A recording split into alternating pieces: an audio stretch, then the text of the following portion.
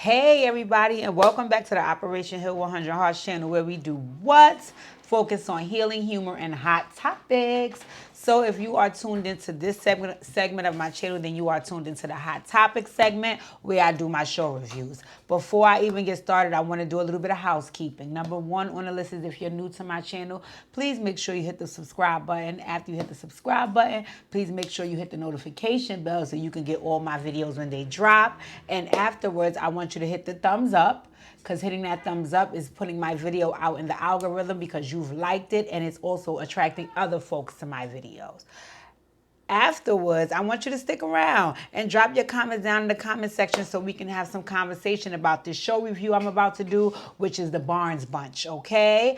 Also, let me say hey to my new subscribers. I see I've got an influx of new subscribers. Let me say hey, y'all. All right. So let's get it started. We are recapping the Barnes Bunch episode 7, which I told you guys it comes on WeTV on Fridays at 10 p.m. and you can catch the replay on the All Black Network.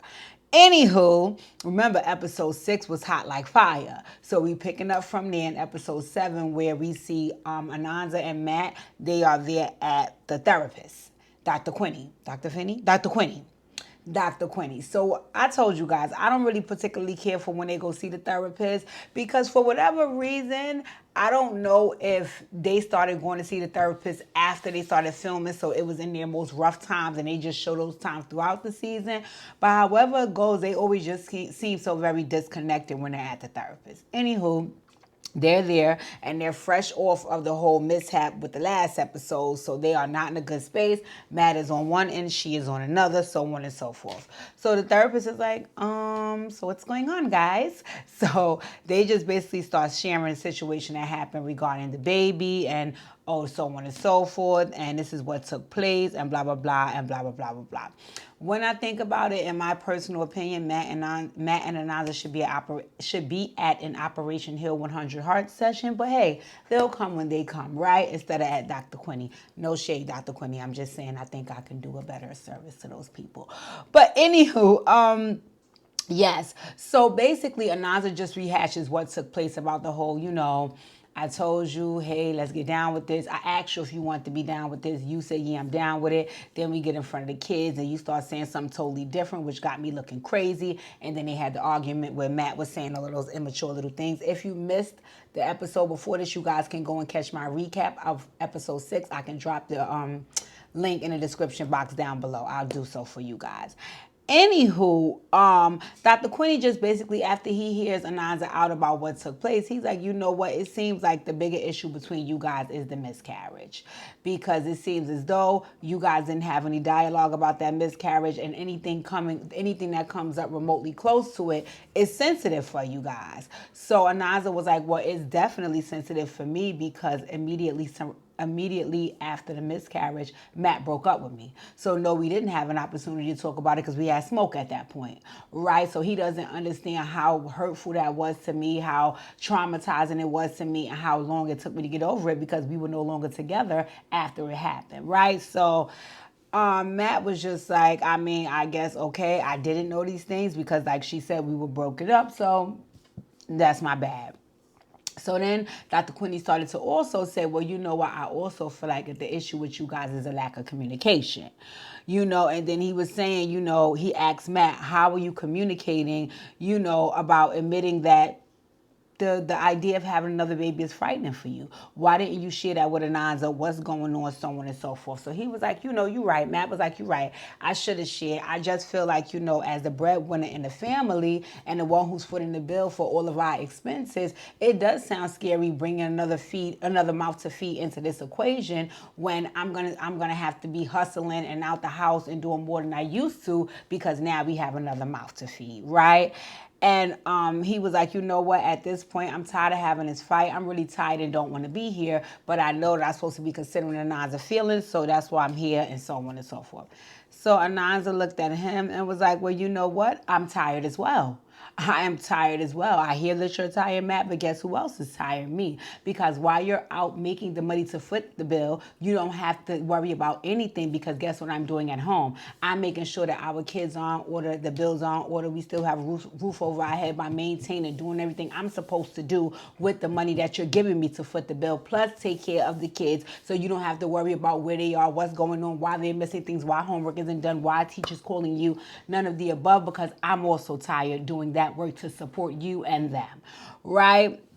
So Matt got a little annoyed with that statement, right? When Anaza said it, he was like, you know what? This is what irritates the dog fuck out of me because it seems like every time you vent to me about something, Anaza, I listen, I hear you out, I remain quiet, and then I step in and I try to fix it for you. So you're not as stressed and aggravated and so on and so forth. And whenever I complain or I vent to you about some of the issues I have going on, you start to think that that's an equal opportunity venting session and you forget about everything I just said and you make sure to remind me what the fuck is going on with you, right? So I was like, ooh, okay.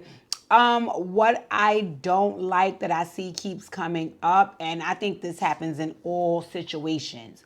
Folks take on the responsibility of, like, I'll give you guys an example. I'm the type of person that I take on the responsibility of cooking in my relationship. Every now and again, if Pookie has a signature meal, he'll cook, but for the most part, that's on me. What would be unfair is to take on that responsibility and then come home every day of the week complaining about how tired I am and I have to cook. Because it's not like I'm being forced to cook. It's not like you told me I had to cook. I actually said, hey, I'll take on that role. And then when it was time to now fulfill the duties, I have an attitude, I'm complaining and there's an issue. In my opinion, that's pretty much what it seems like Matt can do sometimes.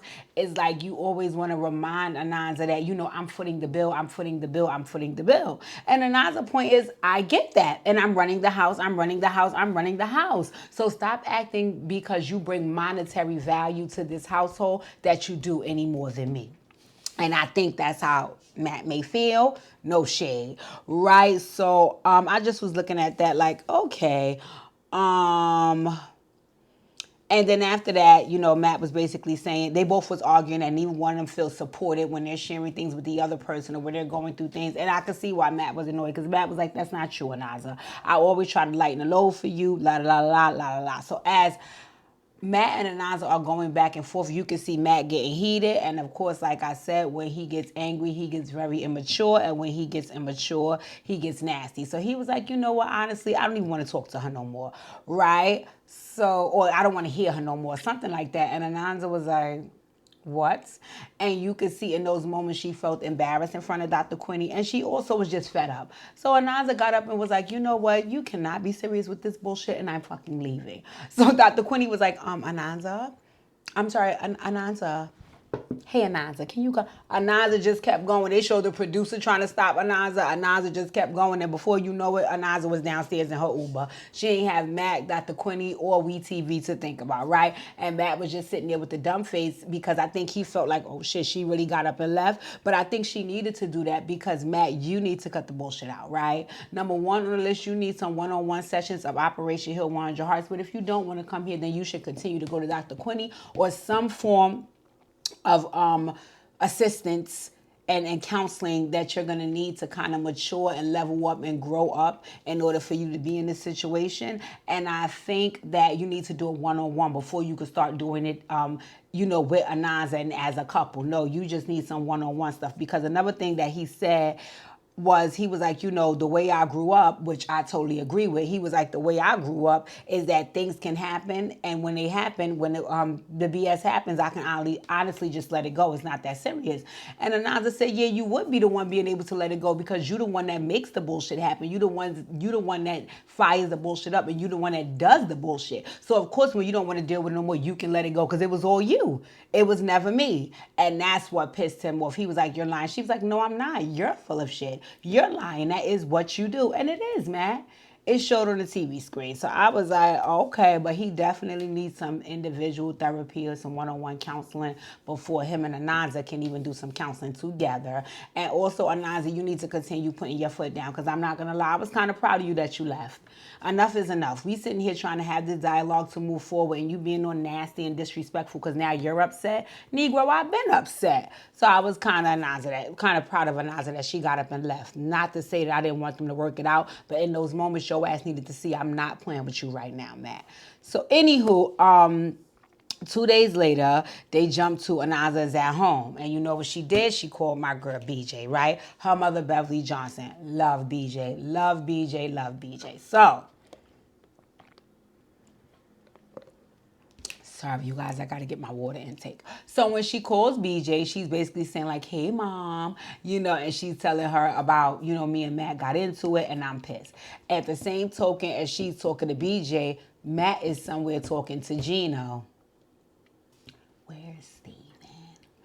Anywho, he's somewhere talking to Gino. You know something that I find odd that I've seen throughout the duration of this episode that I'll bring up again once or twice because I do find it odd, is that you see how when Ananza is going through something, they show she have homegirls that she love and care about and that she's close to. But in a moment of despair, she calls her mom. When I see Matt going through something, he don't call his dad, which they've introduced on the show. So it's not like the dad is not a part of the filming. No, he's been introduced on the show, him and his partner, Nancy. But whenever Matt is going through something with Ananza, he talks to Gino and Ray or just Gino. He doesn't call his dad. So I was like, okay, mental no. So anyway, she's there telling BJ what her and Matt went through. And Matt is there telling Gino what him and Ananza went through. And basically you could see, which is something that I like to see, is that, when you have a partner, a spouse, your lover, whatever they are to you, right? If you respect them, it's going to be times where there's ups and downs and ins and outs. And sometimes you're going to be in the wrong and sometimes you're not. And sometimes y'all both going to be in the wrong. What I hate is wrong and strong people. And that's the one thing that I kind of do like about Matt, is that he can be an asshole in the time of the conflict, but he can also think it through after the fact and be like, you know what, I was dead wrong, I need to fix it. And that's pretty much the stance he was taking when he was talking to Gino. He was like, I did some dumb shit, I said some asshole shit, and I gotta try to fix this because I played myself, right? So Gino was like, well, I'm glad you know. I ain't gotta say too much, I'm glad you know. Stop playing with Ananza because you don't want to play yourself out. And he was like, I know, I gotta get it together, right? And BJ, basically, you know what I see with BJ? I think that BJ knows that Matt and Ananza love each other. And I think that BJ knows that Ananza is very different from her. So BJ was basically giving Ananza some input from the stance of, you got to be diplomatic. You got to understand where he's coming from as well. You have to be a little bit more patient and understanding with the type of man he is, so on and so forth. But I felt like that was advice that BJ was giving for Ananza because of who Ananza is. I don't feel like that's advice that BJ would be giving herself or shit BJ would tolerate, right? So I think that she understands that Ananza is not me. So when she was giving her advice, it was basically, listen, this is what he's used to doing, and not saying it's right, but you got to be a little patient because sometimes it takes time for people to outgrow things. BJ don't get me, she been patient with nobody, not even Ananza. Not even Ananza, God rest his soul, daddy. But anywho, I see why she gave Ananza the advice she gave her. What I will say is this. My mom has a saying that she always said to me, and it always stuck with me, right? And I do put it to use in some situations, not all, because I don't have a lot of tolerance for bullshit, right? But the things that I can tolerate and I want to be patient for, I think about the saying that my mom would tell me. Like, say, for example, I'd be like, oh, so-and-so is this type of way. And my mom will say something like, well, how long have you known them? How long have they been that way? And it's like, okay, but they've been that way since they was a little kid for the last 25 years of their life. And my mom will look back at me and say, and it may take them 25 years to change. They've been like that since they was 13. Now they 31. Okay, well, it may take that same amount of time for them to change. that is the way life works. And if you want to be tolerant and patient with a person, then that's something that I try to factor in when I'm trying to be that. Now, when I'm not, and I'm not playing with your ass, I don't care how long you've been, what, you can roll, right? And BJ give me that type of mentality, but I think she knows that's not Ananza's mindset, so she's trying to think from the stance of her baby, right? So she definitely was, giving her some good outlook on a situation and, shifting Ananza to think outside the box and get outside of her own feelings and emotions. And Ananza was like, okay, I guess what I also liked about it is when Gino was checking Matt, is that was the difference between being a grown-ass person and having grown-ass friends as opposed to being a little-ass kid and having friends that condone your bullshit. Because I can imagine if that conversation was being had with younger guys, it probably would have been on some, you could get bitches, you ain't got to be, you know what I'm saying? When Gino knows that Ananza is a good woman to Matt. So instead of me encouraging you to continue playing in this woman's face, you know what I'm saying? I'm going to let you know, bro, you got a good one. You need to tighten up, right? So I appreciated seeing that man-to-man dialogue because nowadays you don't really see that, right? So anywho, in the next scene, Matt sits down with Gino and Ray again. Where's Steven? And he really wants to have a conversation with them because he wants to talk about him and Ananza's engagement party, which is creeping up. It's in a couple of weeks. And he said one of the things that he wants to do is he wants to actually marry Ananza at the engagement party. So I'm like, oh my God. Icky. Okay. So then he gets Kobe's sister, which is Ananza's very close friend, on the phone. He gets her and another woman that's Ananza's close friend. I can't remember their names at the moment. On the phone, and he's sharing an idea with them, and it's Gino and Ray is there, and they're all like, okay, yay, great, let's do it. And I was like, Icky. I don't know if I would be happy about that. But I love the sentiment, right? I love the sentiment that Matt was feeling like, listen, I fucked up and I want to fix it. And I want to show her that I really want to fix it. So I'm leveling up to what is now the highest level of she and I, right? So I love the sentiment of it. Me personally, I wouldn't want to get married at my engagement party. I would like to plan that separately, but I get where Matt was going and I love the thought of it, right? So anywho, we'll see how that plays out. And the next scene, Naza's home. She's on the couch. Now remember, it's been a couple of days since she stormed out the therapy session. And Matt just been passing each other by, not speaking. Right? So he comes in the door from wherever he was and he sits on the couch next to her. And what I can relate to in this moment, even from my own relationship, is that when me and Pookie is hot and heated, oh no. There is no dialogue there because my head is spinning off like The Exorcist. And one thing about Pookie, he don't have time for arguing. So once he sees, my head spinning around like The Exorcist and I start spitting out green shit, and saying all them shit from the movie and all that because I'm heated and pissed, he checks right out the conversation, right? So it doesn't go well in those moments. What I do love is that when I come back to, regular Elaine and I'm good and great, right? And I can have dialogue like a human being and he can receive it as one, we have beautiful problem solving skills. Beautiful problem solving skills, which kind of annoys the both of us because it's like, why we can't solve the problem this way from the beginning? But we're human and that's the way things work. Anywho, what I loved is that because the tensions had went down, when Matt sat next to her on that couch, they had some beautiful dialogue. It was like, listen, you stormed out the session. That wasn't cool. I want to talk about it, yada, yada, yada. So they basically just started talking about, what led up to those moments and how she felt and what he actually meant and what he really feels right now, and where he went wrong. It was just nice. They both was able to admit to some things on their part. So what she said to him was that, and I was even more upset because I had a surprise for you. So he's like, what's the surprise? So she was like, I got your gift. So she pulls out a Louis Vuitton box, and in the Louis Vuitton box is what? The pregnancy test, right? So when he pulls it out, he's like, because remember, the whole thing was we're going to the IVF clinic because you can't get pregnant on your own. So now when you pass me a positive pregnancy test, he was like, "What, babe, what's going on? What's happening here?" Right? So he was like, "Is this real?" So she was like, "Yes." He was like, "You're pregnant. So, oh my God. And I just fell in love. They was just so cute. Like, to see them go from her storming out of the therapy session and him being immature and nasty with her to how, you know, lovey-dovey and in love. I just loved it. I just loved it. He just fell apart. And you could see in those moments the reason why she's in love with him, because he can be an asshole. I'm telling you, he can be an asshole, but he also has that other side that's very sweet and very nice, and he definitely projects that to Ananza. And you can see that's the side that, you know, keeps her so warm and fuzzy with him. So I was like, oh my God. So he wanted to touch the stomach and kiss the stomach.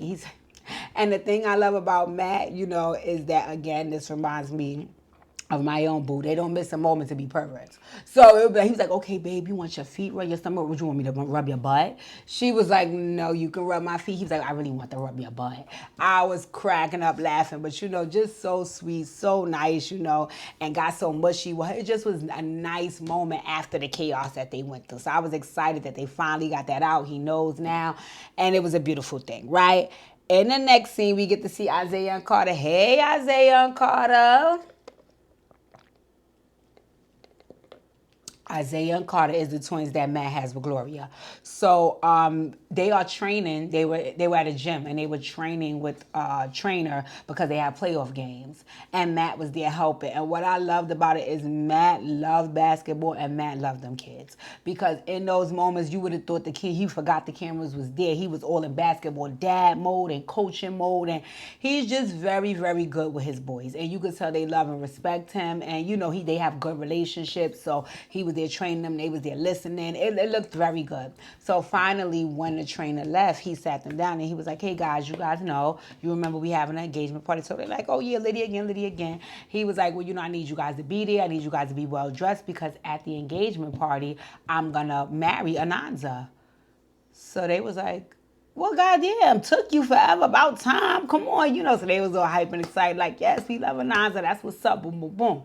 But and I even love when they showed their confessionals. Because remember, I told you the kids have confessionals too. When they showed their confessionals, you got to see them talking about Ananza aside from being around their dad. That's how you know they genuinely like her, because it's not just what I'm saying in the moment to him to make him feel good. They was like, no, you know, we love Ananza. We love my dad. We love to see my dad happy like this. We feel like Ananza would be a great bonus mom. They even said, they was like, it took you long enough. So they was like, what you mean? He's like, what you mean it took long? He's like, it's been 6 years. Like, you should have been did that. I'm like, that's right. So I like that the sons really love Ananza. But I love the fact that when he was like, oh, you know, I'm going to do this for Ananza, but it's going to be a surprise. And they flashed to the boys in the confessionals again. They was like, you think Ananza likes surprises? They both was like, no. I was cracking up because you could tell they know her well. They was like, okay, Dad, I hope it works for you, but we're excited for you. We love you. That's an excellent idea. What Matt said in his confessional was that the weekend of the engagement party is the weekend that they're at their mom's house. And he was like, trying to get them on a weekend that's not his is like pulling teeth. And what they also did reveal that I didn't know was that Gloria and the other man that Matt drove the million miles away to die on, Derek Fisher, they're married. So Gloria, stop being like, girl, I listen, I can't with the whole baby mama drama, so I guess. But he was like, listen, we gonna try to make it happen, and so on and so forth. So anyway, oh, I forgot they also had a scene where they showed just Matt's kids. I mean, just Ananza's kids. So that's David, I forgot my little homeboy name, Ava, and the little baby, right? So it's 4 kids, and one is Matt and Ananza, the other 3 is just Ananza's. Anywho, Ava was getting the boys together. Dean is David and Dean and Ashton. Ava was getting them together because she's making a video as an engagement present for Matt and Ananza. So it was so nice. She was telling them, get on camera, say something nice. And they all were saying they nice little stuff about Matt and Ananza. So you could see they are really a really good blended family. I like to see that because normally it's a whole bunch of kids, be a whole bunch of chaos. That's not your mom, that's my mom, and all this drama. But it seems like both sets of kids love their parents and then they love the bonus parents. So that was very, very nice. Very, very nice, right? So on the next scene, they show Matt and Anaz at their doctor's appointment. And you know, it was so nice. They got to get to do the sonogram. They got to see the hear the baby's heartbeat. So I thought that was beautiful. And then when they went to go talk to the doctor individually, the doctor was basically saying, you know, it's still very early on, and I want you to take it easy because of your age, right? And she was saying, you know, this time around with this pregnancy, I feel everything on a heightened level, you know, like stress and everything is a big deal. And he was like, exactly, which is why I want you to find some things to do to relax because you're older. This is a geriatric pregnancy and you've had one before, but as you age, it only gets worse. So what I need you to do is take it easy and let this baby fully develop safe and happy. I mean, healthy rather, and happy. I'm sorry. So I was like, okay, that was good. And then they flashed to Matt calling BJ, Beverly Johnson, Ananda's mother, to get her blessing too. Because remember, she's thinking she's only coming to an engagement party. So he wants to marry her at the engagement party, so he has to get BJ's blessing, right? So he calls on FaceTime and he's like, hey, but she's like, hey, son-in-law, what's up? So she was like, he was like, the engagement party's coming about. She's like, yes, I'm excited. He was like, well, I wanted to get your blessing because at the engagement party, I want to actually marry Ananda. Now, I love BJ because BJ's shady, but she cute. Her reaction was delayed, so you would have thought she wasn't happy about it because it took her like maybe a 10-second pause before she showed her excitement. I'm like, BJ, you did that on purpose to make Matt nervous. But still, you know, she appeared very excited. She was like, I'm so happy. Ananda's going to love this, so on and so forth. You know, he was like, I just want to call and get your blessing. Please don't say nothing. It's going to be an ultimate surprise for her. Yada, yada, yada, yada, yada, yada. Another mental note is that Matt called BJ. Matt called Ananda's friends. Matt called his people. Matt ain't called his father. Not even to say, hey, Pops, I know you think you coming to the engagement party, but just a heads up at the engagement party. Like, and I know that they did share that Matt and Dad didn't have the best relationship growing up, but I would assume that there's some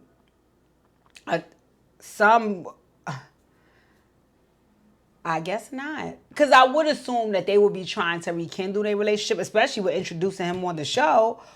But I don't really think you fuck with the father, Matt. No shade, no shade. And probably not in a negative way. You probably just so used to being disconnected from him that he's not one of your first thoughts. Because I'm like, why are you not calling your dad for some of this stuff? You know, it's not like he's not filming. But I mean, or maybe Dad doesn't want to be on camera. But even just to call on the phone, that's not, I don't know. So we'll see. Anywho, in the next scene, Matt and Anaz go take their engagement pictures. Oh, they looked so beautiful. They was in white. They was on the beach. I loved it. And like I said, one thing I love about Matt is that he's always so lusty and horny for Anaz. So everybody's trying to squeeze her butt and grab her. She's like, Matt, come on. You know, and saying all of these outlandish things to her. But again, I think he's in love with her. That's his boo. So that's men's way of showing it. Oh my God, they're so horny and lusty.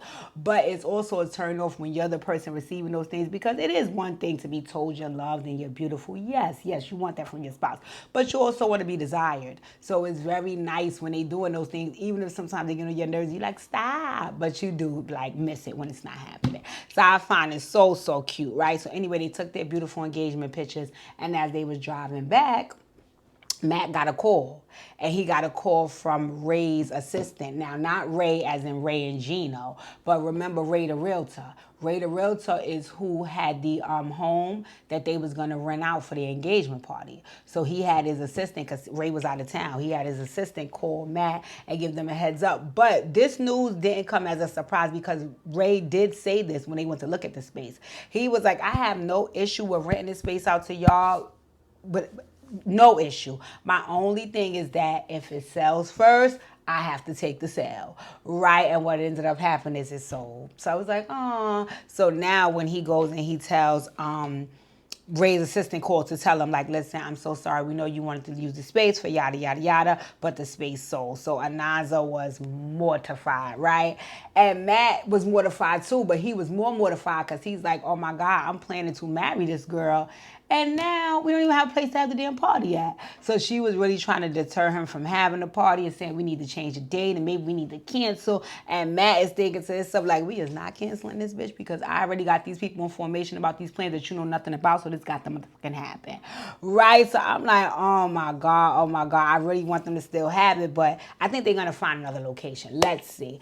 I'm just fiending to see how this whole he's gonna marry her situation goes down, because that's gonna be a beautiful thing. But in any event, it went off at that point. I seen some things from the next episode, but I'm not gonna spoil it. You guys go watch the show and let me know what you think. In any event, we are on episode 7, and I have reviewed every one since it started. So if you have not watched the show, go back and catch up. And if you don't feel like it, go back and watch my reviews. It's a very good show. I think you'll enjoy it.